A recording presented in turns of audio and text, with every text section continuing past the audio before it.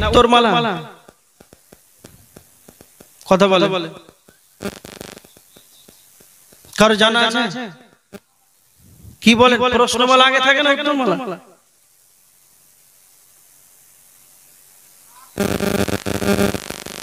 কি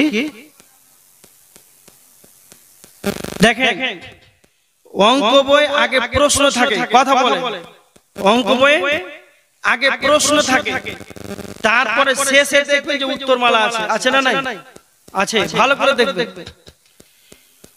প্রথমে প্রশ্নমালা, তারপরে উত্তরমালা। একটা ছেলে অঙ্ক করছে, খুব ভালো করে শুনে।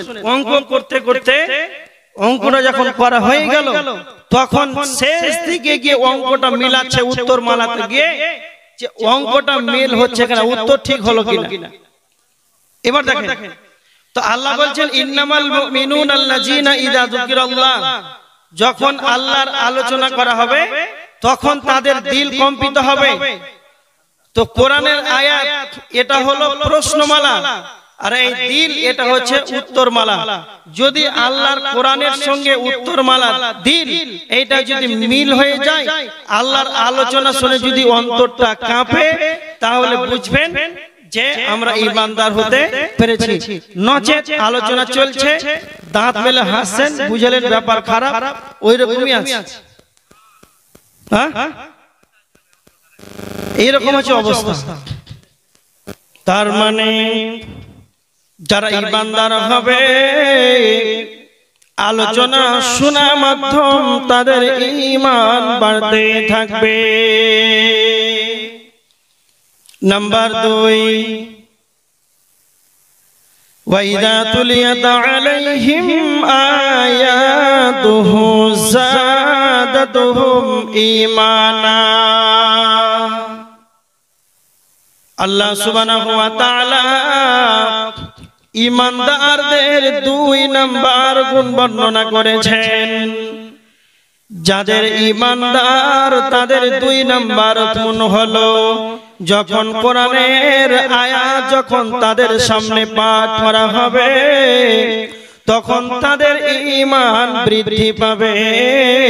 যাদাতুহুম ঈমানা, তখন তাদের ঈমান বৃদ্ধি পাবে।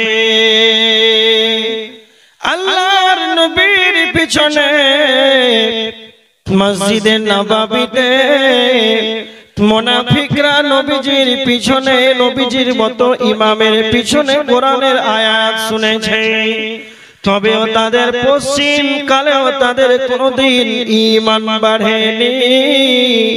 তো আল্লাহ সুবহানাহু ওয়া তাআলা আয়াত নাযিল করেছেন যে যারা ঈমানদার হবে তাদের আয়াত শুনে যেন তাদের ঈমান বৃদ্ধি পাবে। যারা ঈমানদার তারা কোরআনের আয়াত শুনবে তো তাদের ঈমান বৃদ্ধি পাবে। এখন যারা আমার সম্মুখে বসে আছেন, একটা কথা খুব ভালো করে চিন্তা করে, সারা জীবন 40-50 বয়স অতিক্রম করে দিলেন, প্রতি সপ্তাহে জুমার খুতবা শুনছেন, আলোচনা শুনছেন, জলসা শুনছেন, তো ঈমান বাড়ছে না বাড়ে না, এটা আপনারা কি বুঝতে পারছেন? বাড়ে না। কেমন করে বুঝতে পারবেন? একটা উদাহরণ দিচ্ছি, খুব ভালো করে শুনে। মোবাইল, 2টা মোবাইলকে এই টেবিলের উপরে রেখে দেন। একটা মোবাইলের ভিতরে চিপস আছে, মেমোরি কার্ড আছে, যার ভিতরে মোবাইল সেই মেমোরিটা যেই মোবাইলে ভরা আছে তার রেকর্ডিং করার ক্ষমতা রয়েছে। তার মানে যার ভিতরে চিপস থাকবে তার ডাউনলোড করার তার ক্ষমতা থাকবে। যেই মোবাইলটার ভিতরে চিপস নাই, মেমোরি নাই, 2 ঘন্টা আব্দুল কাইয়ুম আলোচনা করলো, একটা কথাকে সে ডাউনলোড করতে পারবে না। তার মানে বোঝা গেল যার ভিতরে চিপস থাকবে সে ডাউনলোড করতে পারবে, রেকর্ডিং এর ক্ষমতা রাখতে পারবে।